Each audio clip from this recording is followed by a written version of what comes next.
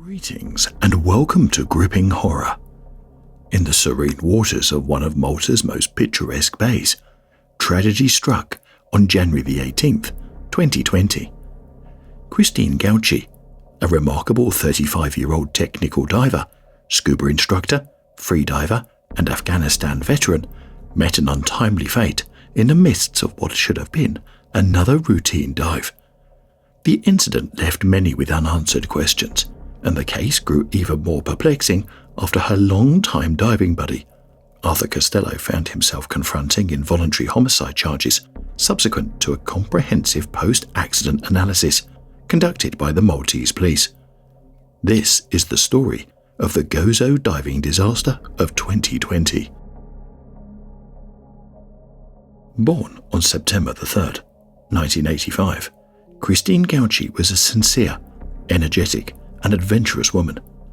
In 2005, she defied the odds by becoming the only female accepted into the elite armed forces of Malta. During recruitment, her path wasn't easy, as a knee injury sidelined her from basic training. But that didn't dampen her spirit. After her recovery, Christine's determination led her to complete the recruitment. But her sights were set higher. She dreamt of serving in the British Army. She succeeded after a grueling 6-month selection process in the UK and excelled in basic training, specialising in air defence. Her training journey took her to the Minden Battery, 12th Regiment, Royal Artillery, where she honed her skills, being promoted as a Lance Bombardier. From there, Christine was deployed to Afghanistan in 2011, where she earned the prestigious Afghanistan Medal on completion of her tour of duty. After deployment, she returned to her homeland, Malta, rejoining the Armed Forces of Malta in 2012. Christine faced new challenges, including responsibilities at Malta International Airport.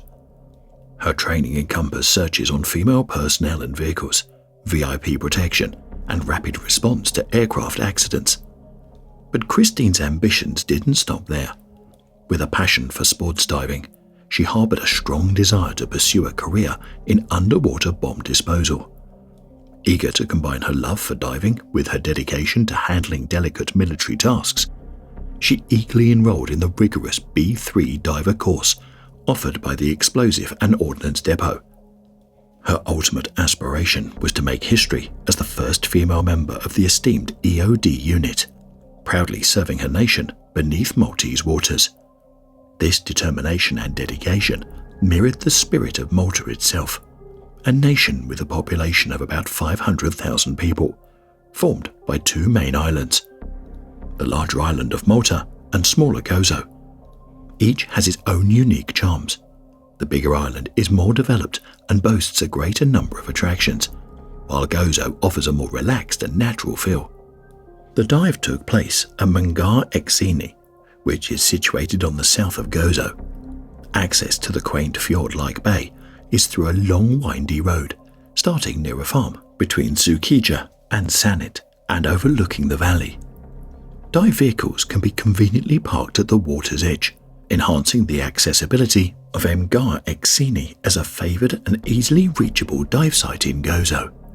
The bay slopes down gently to 6, 10, 14 and eventually 17 metres, where it leads to the open sea to the south and to the Tar Senk outlet to the west. Notably, the bay features 2 small ocean caverns on its right side that is often visited by divers. In the crisp morning air of January the 18th, 2020, Arthur met up with Christine and the rest of the team, composed of 4 other divers, as they prepared to dive the picturesque bay. Christine had admitted to Arthur that she had been awake for 20 hours preceding the dive, due to a long work shift. For that reason, Arthur's girlfriend had attempted to talk her out of doing the dive, but Christine dismissed the suggestion, stating that the cold water would revitalise her senses. At around 8:30 a.m, the group set out, Arthur pairing up with Christine as diving buddies. Christine was equipped with open-circuit back-mounted doubles and a decompression tank of 50% oxygen. Arthur was diving closed-circuit rebreather. They incurred mandatory decompression on the approximate 28 meters or 92-foot dive. An expert witness stated that Christine was using a dry suit that was too big for her, causing it to trap too much air. The suit was also defective. It should be noted that Christine had not been trained on how to use a dry suit or maintain its buoyancy. Expert training is a necessity for using dry suits. They contribute far more frequently than any other item of dive equipment to uncontrolled ascents and resulting decompression sickness incidents. Using any unfamiliar equipment is an especially bad idea on technical decompression or overhead environment dives. The consequences of error are far more severe. During descent, Christine experienced buoyancy control issues that necessitated the intervention of Arthur. Between 16 to 18 meters depth, Arthur helped Christine deal with difficulties dumping gas. He suggested aborting the dive at that point, but she signaled to proceed with the dive. Subsequently, upon arriving at 28 meters depth, or 92 feet, Arthur again had to physically assist Christine by holding her down and releasing gas from her buoyancy control device. Buoyancy issues on descent should never be overlooked or disregarded. According to diving experts, insufficient weighting is never a problem that goes away during a dive. It only amplifies as more gas is consumed. During the bottom phase of the dive, Christine and Arthur entered a small underwater cave, which has no name. Within the cave, Christine's flipper became entangled in a discarded fishing net. Thankfully, Arthur assisted to help cut Christine free of the net. Again, when asked, she signaled an intention to continue the dive. Following exit from the cave, Arthur directed that they should ascend to a shallower depth for the return swim to shore. As they arrived at 15 meters, or 49 feet, Christine again suffered issues with positive buoyancy. Arthur donated 2 kilograms of his own weight to her, but that proved insufficient. He then found and gave her a heavy rock to hold. Again, when asked, Christine signaled her intention to continue the dive. Many divers, like Christine, often find themselves facing self-induced pressure to conduct dives, even when reasonable prudence screams that they shouldn't continue diving. Almost immediately after addressing her buoyancy issues, Christine experienced an uncontrolled ascent. Arthur was looking away when she lost control, but observed the rock he had given her plummet past him. Christine's uncontrolled ascent separated her from Arthur. He then ascended with the intention of completing a 2-minute mandatory decompression stop at 5 meters. However, that proved impossible due to him having donated 2 kilograms of weights to Christine shortly before.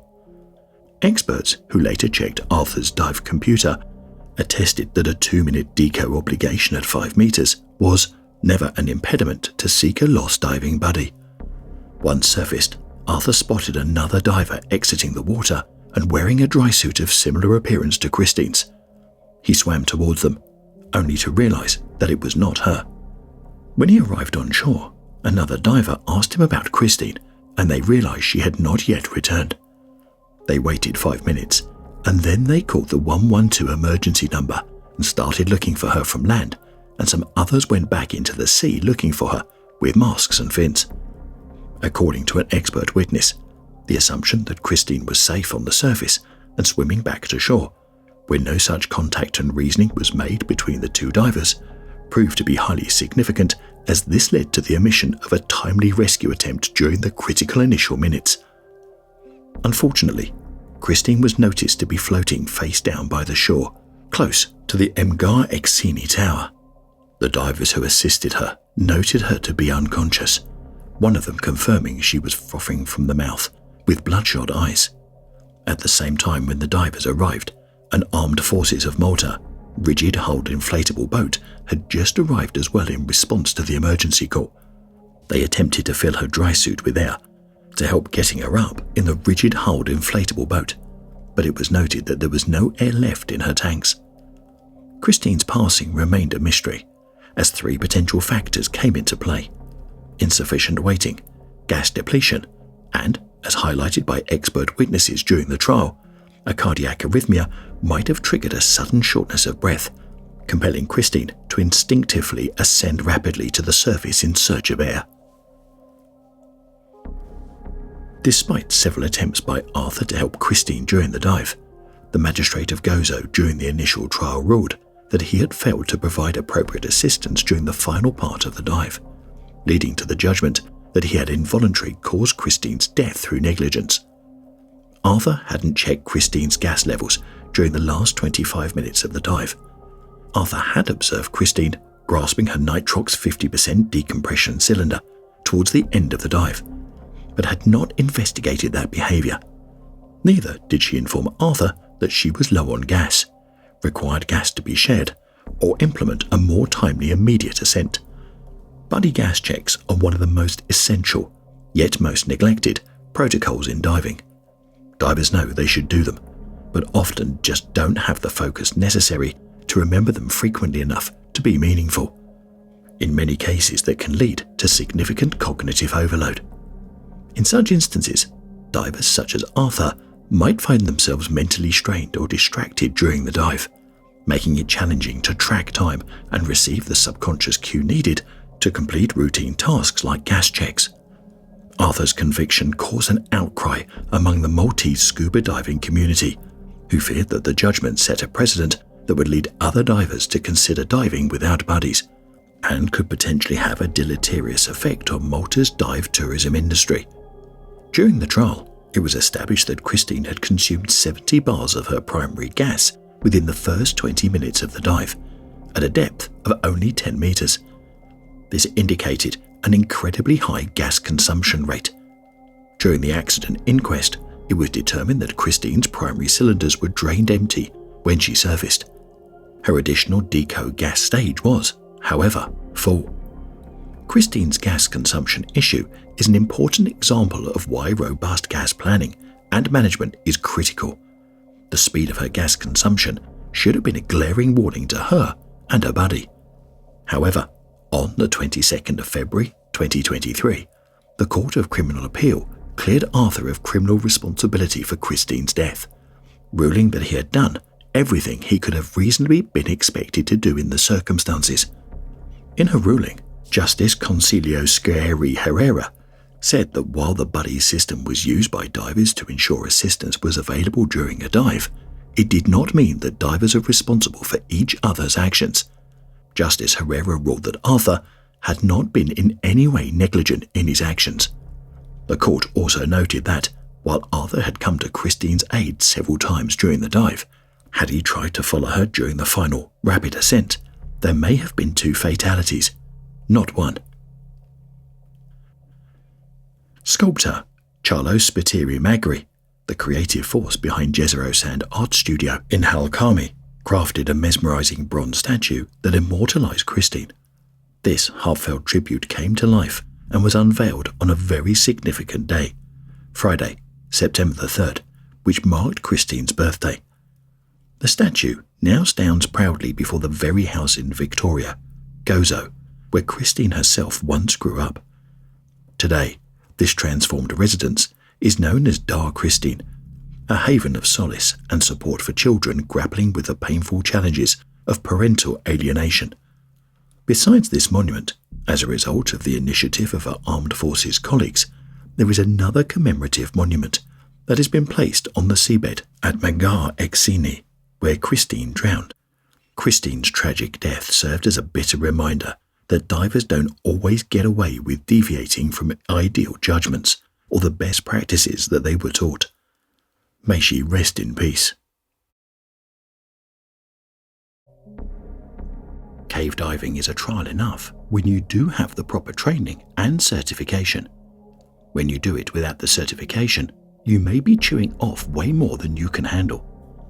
It's like flying a plane without being trained to fly. Tragically, numerous divers have lost their lives in Jackson Blue Springs, and a common factor among these incidents is the lack of cave certification. Among those who faced trouble at Jackson Blue was Harry F. Melissa, who found himself stuck deep underwater while diving with a friend. Shockingly, Harry himself did not possess the cave certification required for such a perilous dive. This is the story of Harry and the Jackson Blue disaster of 2007.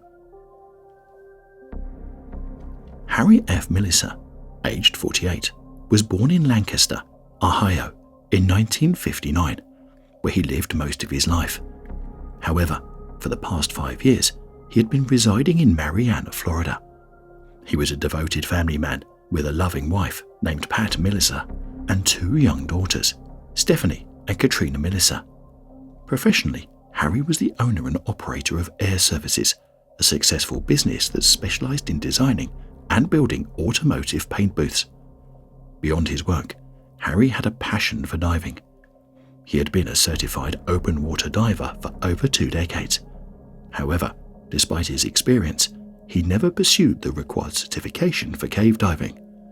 Still, he frequently dove into caves, enjoying the wonders of places like Twin Caves and Hole in the Wall at Merritt's Mill Pond in Marianna. Cave certification is of utmost importance in cave diving due to the distinct and demanding nature of cave environments. Unlike open water diving, where access to the surface is unrestricted, cave diving involves navigating through tight spaces with limited visibility and potential hazards. This certification is crucial for the safety of divers, as it provides specialized training and knowledge to address the unique challenges posed by caves. On March 5, 2007, Harry Melissa, along with a friend of his, Gordon Smith, who only had a basic cave diving certification, set out for an afternoon of diving. Harry and Gordon geared up and checked each other's equipment, ready for their dive. Before they could enter the cave, they needed to swim across a shallow eel grass bed, thriving near the spring entrance. As they approached the cave, they could sense the water's flow becoming stronger. The cave released a remarkable 60 million gallons of water per day, making it similar to swimming against a swift river current. Harry took the lead and ventured inside. As they entered the cavern zone, they adjusted their buoyancy to navigate the smaller section where the flow gets really strong. The water was exceptionally clear, with no suspended particles rushing past, only the serene yet unwavering force of moving water. Once through the narrow entrance, they were still swimming upstream, although the flow was slightly less intense. Cave divers generally use a frog kick to minimize disturbing the bottom, but this kick is not as powerful as a normal flutter kick, so the pair progressed slowly. Despite the challenges, they pressed on in the cavern zone, with the entrance's light still visible. They encountered a fascinating little restriction, providing an excellent opportunity for practice and skill refinement. As Harry and Gordon swam, they eventually reached the stop sign marking the end of the cavern zone. Passing this sign, daylight vanished, and they knew they had entered the exclusive realm of cave divers. This sign served as a crucial reminder that cave diving requires proper training and equipment. Undeterred, the pair continued their journey beyond the stop sign, approaching a crack known as the chimney, where the cave descended deeper. The path wasn't entirely vertical, but it had a steep incline. The strong water flow seemed to be cautioning them to stay away, but in reality, this was the way into the cave. Following the main line, they descended further into the chimney. At the bottom, they encountered a narrow section that required some effort to navigate. Fortunately, it opened up into a larger, wider area with a weaker water flow, making their progress easier. Not too long after, they reached a pair of line arrows at a distance of about 600 feet. These arrows usually indicated the way out, but when 2 arrows were present, it signified a nearby side passage. Now exploring the side passage, Harry and Gordon delved into a section of the cave they had never seen before, making the experience truly thrilling. In an instant, just as their progress seemed to be going well, it turned into a nightmare. In cave diving, when you push your limits or experience level, you're essentially putting your life on the line. Harry had become stuck in a small opening in this side passage, and Gordon had no way of freeing him. In a panic, Gordon surfaced and called for help. Left alone and trapped 700 feet from the entrance, one could only imagine the overwhelming sense of panic circulating through Harry's mind. The comments on the case strongly suggest that Harry's lack of being cave certified influenced the way he reacted to the situation. There is a prevailing belief that had Harry been cave certified, he would never have found himself in a situation where he had got stuck. The sheriff's office and local cave diving expert, Ed Sorensen, responded within minutes. The sheriff's diving squad is not cave certified, so Ed Sorensen was tasked with the responsibility to search inside the spring cave for Harry. He was in the water 3 minutes later and used a motorized scooter to reach Melissa as quick as possible. Ed thought he was going to be able to rescue Melissa, but instead found evidence of a fatal panic. Ed was travelling through the crystal clear water of the main passage when he encountered a thick cloud of silt about 700 feet in. He took a side passage to the left and followed the silt to Melissa's body, which was 70 feet down the side passage and 96 feet underwater. Harry had taken off his diving gear, including his tank, which still had oxygen, which was concluded that he removed in a state of panic, and eventually died by drowning as he tried to swim out of the cave.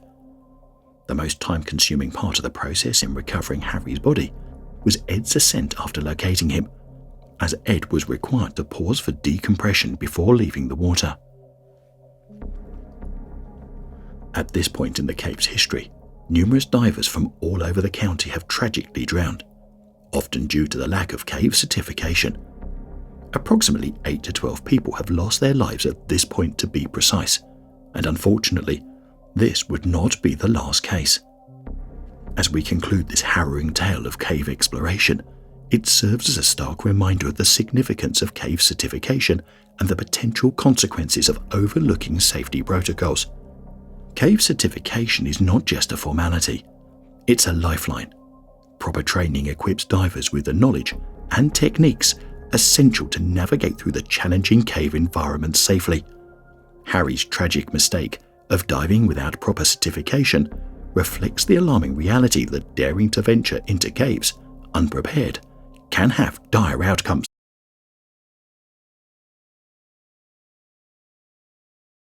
September the 19th, 2008, a horrific tragedy unfolded in the blue-tinted waters of Jackson Blue Springs.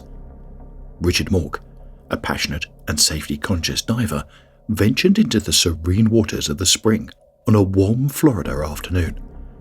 Everything appeared to be progressing smoothly during the dive when tragedy struck, turning the once peaceful dive into an unimaginable nightmare. This is the Jackson Blue Springs disaster of 2008. Jackson Blue Spring is a shore-accessible freshwater dive site located at 5461 Blue Springs Highway in Marianna, Florida. The spring is called Blue Spring by the locals and Jackson Blue by cave divers. Located approximately 5 miles east of Marianna, at the northeastern end of Merritt's Mill Pond, Jackson Blue Spring holds a significant role as the primary spring responsible for feeding the pond. Along the 4.25-mile stretch from Jackson Spring to the current dam, there are a total of 7 other springs. However, the ones that are most known to people, especially divers, include Twin and Hole-in-the-Wall caves. These 2 springs are frequently visited due to their accessibility. Jackson Blue Spring is a remarkable natural wonder, known for its unique features and impressive discharge of groundwater. The spring pool itself has an interesting shape, with a diameter of approximately 240 feet from southwest to northeast and 233 feet from northwest to southeast. Its maximum depth reaches between 81 to 90 feet, or 25 to 27 meters. On the southern shore of the spring pool, you'll find a lowland cypress gum forest, creating a picturesque scene. Meanwhile, the northern half of the pool is bordered by high ground that slopes upward to nearly 20 feet above the water level, offering a stunning view of the surroundings. One of the most captivating aspects of Blue Spring is its consistent water temperature, which stays at a pleasant 68 degrees year-round, which makes it a popular destination for visitors throughout the year.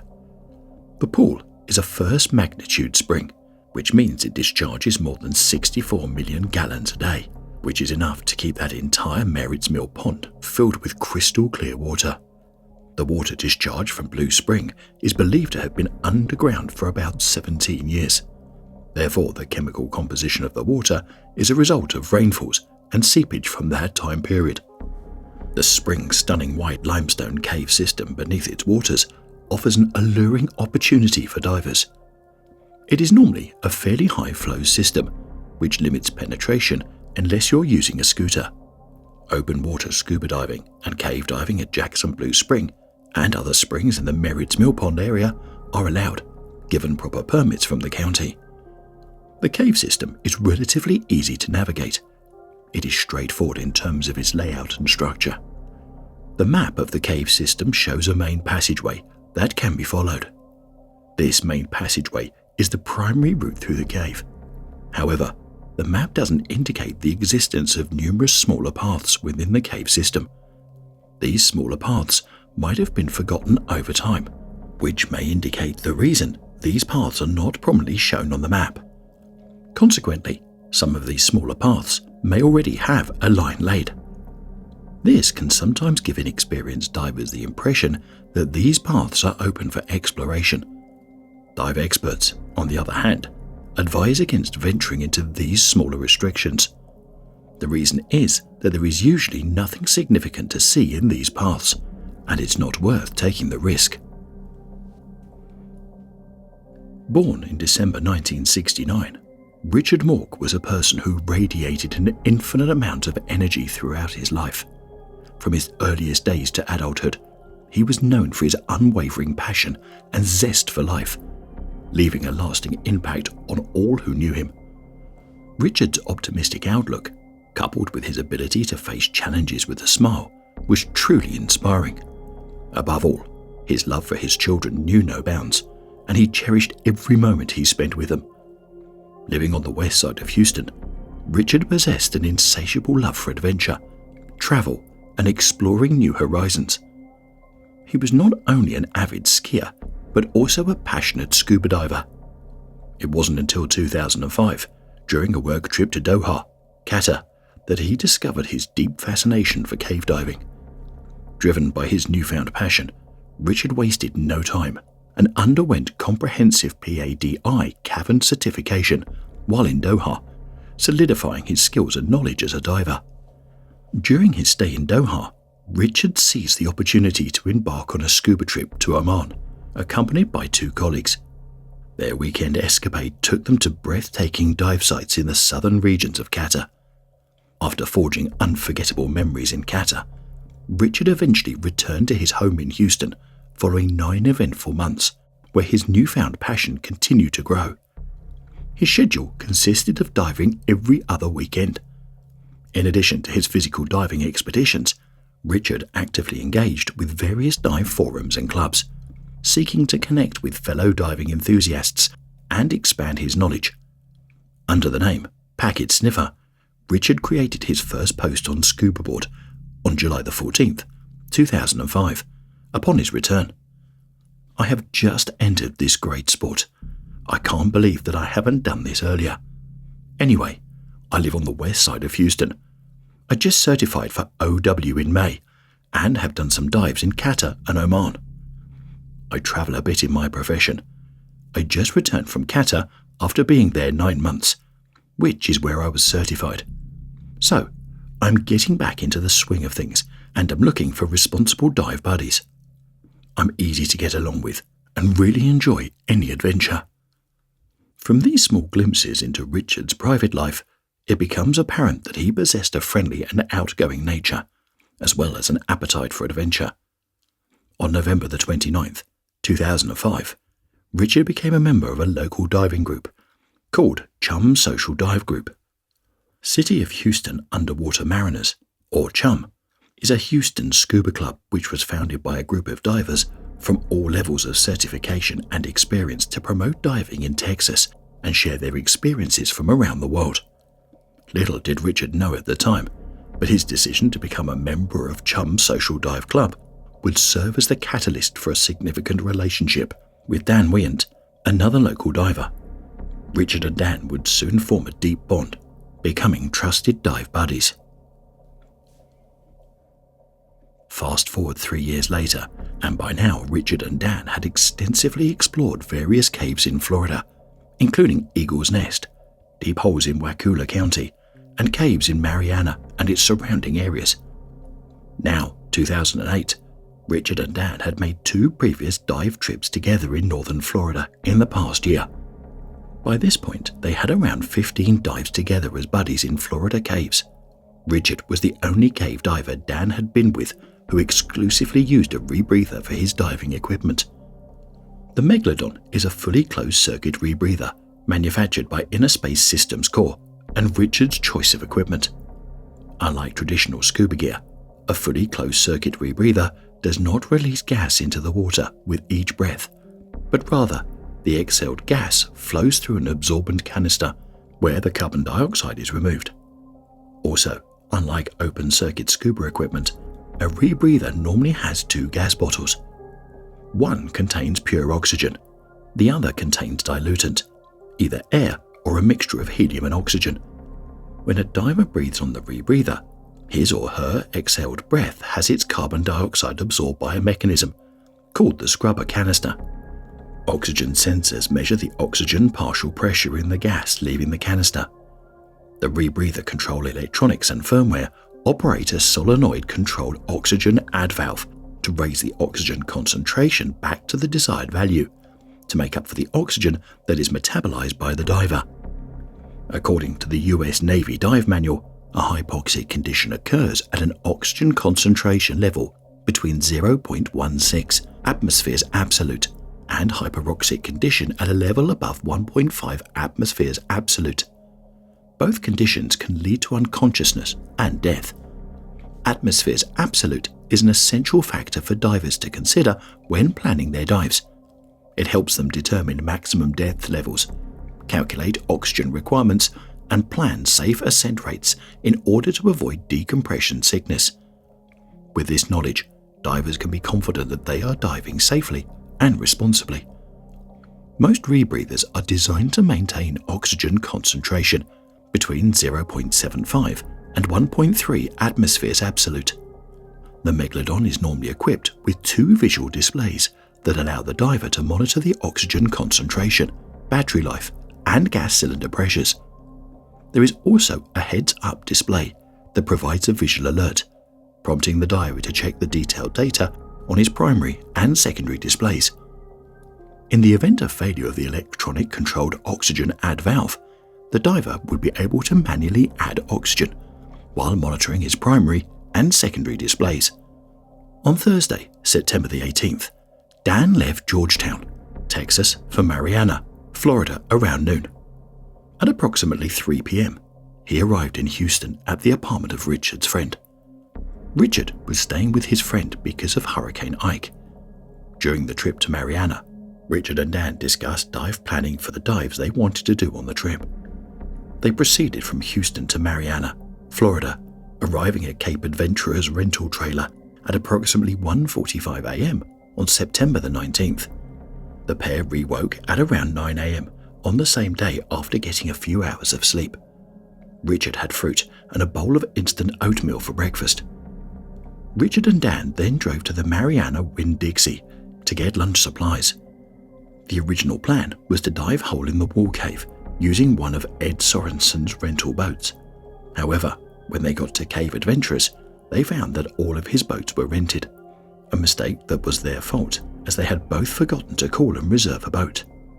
So in turn, they decided to push off their hole-in-the-wall dive until Sunday, and instead spend the day doing a couple of dives in Jackson Blue, a site they had both dived together before. From Ed's shop, they headed to the sheriff's office to sign in at approximately 10 a.m.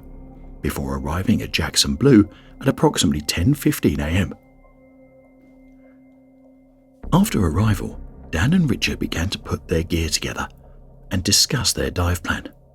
It was agreed that Dan would dive a back mount configuration with a 6 cubic feet argon bottle, along with 2 80 cubic feet aluminium tanks and a 40 cubic feet aluminium tank filled with gas mixture containing 32% oxygen. In cave diving, back mount refers to a specific positioning of diving equipment where the diver's primary cylinders or tanks are mounted on their back. Richard would use his MEG rebreather along with his normal rebreather tanks. In addition, Richard equipped himself with two 80 cubic feet aluminium bailout bottles. These stages contain a gas mixture with 32% oxygen. Richard will also have another 40 cubic feet aluminium cylinder as a stage bottle. This stage cylinder also contains a gas mixture with 32% oxygen. The dive plan was for the pair to scooter to about 3,300 feet. Dan was using a long-body Gavin, while Richard used an X-scooter. Richard had recently done some work on his X-scooter, so he said he was not comfortable scootering past 3,300 feet. Richard would drop one of his 80 cubic feet aluminium bottles at the back of the trash room to be used for bailout safety use on dives later on Friday and Saturday. After they dropped the scooters, the plan was to swim to approximately 3,900 feet and then make the jump over to Deloish's Delight, continuing until they hit 1/3 or completed the circuit. As Dan was preparing his gear for the dive, he observed Richard prepping his MEG rebreather for the dive. He watched him analyze and label each of his tanks. Although he did not observe him packing his scrubber canister, his belief is he was using a radial canister. Richard had told Dan on the drive over that his oxygen sensors were 18 months old, but he believed they were still operating within acceptable parameters. Regular maintenance and sensor replacement are crucial to ensure the accuracy and reliability of the oxygen monitoring system in the rebreather. The frequency of changing oxygen sensors in a rebreather can vary depending on the manufacturer's recommendations, the type of sensor used, and the specific model of the rebreather. However, as a general guideline, oxygen sensors in a rebreather typically need to be replaced every 12 months. They geared up and entered the water at approximately 12:45 p.m. Dan initially had an issue with bubbles that was discovered during their airstreels. Thankfully, Richard was able to help him correct the issue without Dan having to leave the water. Dan observed Richard pre-breathing his rebreather loop, and to the best of his somewhat limited knowledge of rebreathers, Richard performed all of his normal pre-dive checks as he had seen on previous dives with him. At 1:04 p.m, they began their dive, Richard leading and Dan following. Both Richard and Dan deployed their oxygen bottles in about 30 feet of water, just inside the entrance. They made it about 100 feet into the cave when it became obvious that Richard was not happy with the performance of his scooter. He made several adjustments to it, but after approximately 3 to 4 minutes, he asked Dan, through hand signals, if he wanted to park the scooters and swim. Dan agreed, so they both turned the pitches down on their scooters and attached them to the beginning of the gold line. At 10 minutes into the dive, they descended down the chimney to a depth of approximately 90 feet. At approximately 900 feet penetration, Dan reached halves and 200 psi on his first stage bottle, so he shut it down and dropped it on the main line.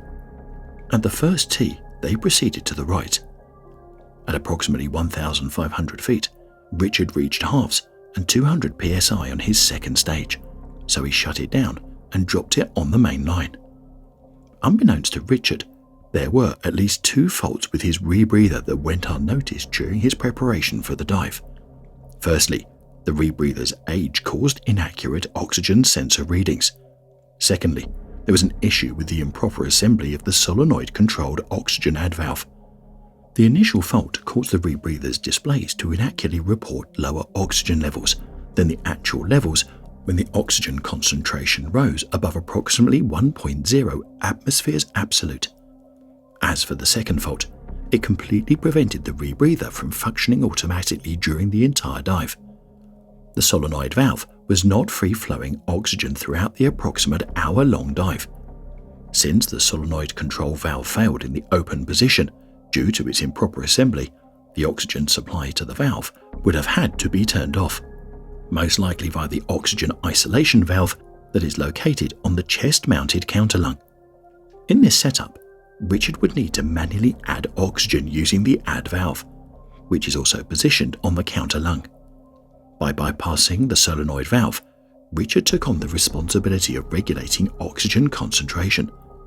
To accomplish this, He must vigilantly monitor the oxygen levels through both the heads-up display and either the primary or secondary handset displays. This attentiveness is essential to prevent the oxygen level from reaching either dangerously low or excessively high levels. This procedure is deemed acceptable in emergency situations, allowing a diver to abort a dive and achieve a safe recovery in the event of a solenoid valve failure. However, it is important to emphasize that using this technique as a regular practice to initiate or continue dives is not recommended or accepted. According to NEDU, the Department of Naval Experimental Diving Unit, the intentional closure of the oxygen isolation valve by Richard was likely done with the purpose of preventing gas from freely flowing through the non-functional solenoid-controlled add valve and entering the breathing loop.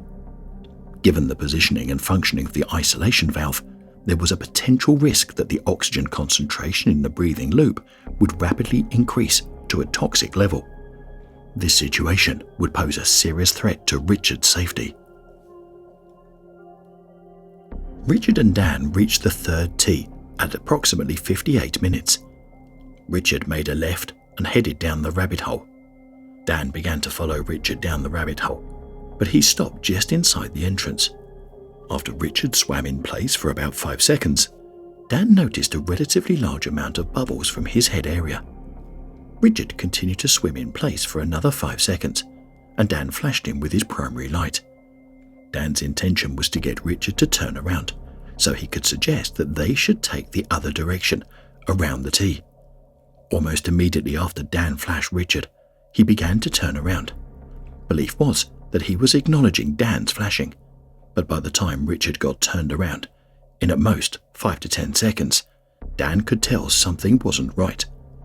Richard's light was flashing around, like he was holding it loosely, and his movements were jerky, not his normal, very fluid movements. Richard bolted past Dan towards the tee and the entrance. Dan immediately turned to follow and overtake Richard. After several seconds, and almost exactly 60 minutes into the dive, Richard stopped swimming. This was about 5 feet downstream from the third tee and right on top of the gold line. Dan was on top of Richard in less than 5 seconds. When he reached him, he was jerking, and his loop was floating above his head.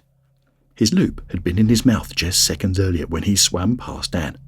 Dan immediately deployed the open circuit regulator from one of his 32% bailout bottles.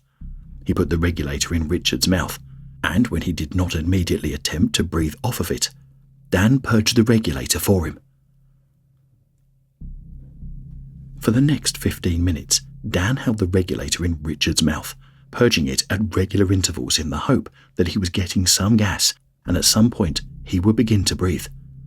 At first, it seemed like he might have been trying to breathe, but that quickly subsided, and after that, he was completely unresponsive. After 15 minutes, Dan had to make the tough decision to leave Richard, as his own gas situation was becoming critical.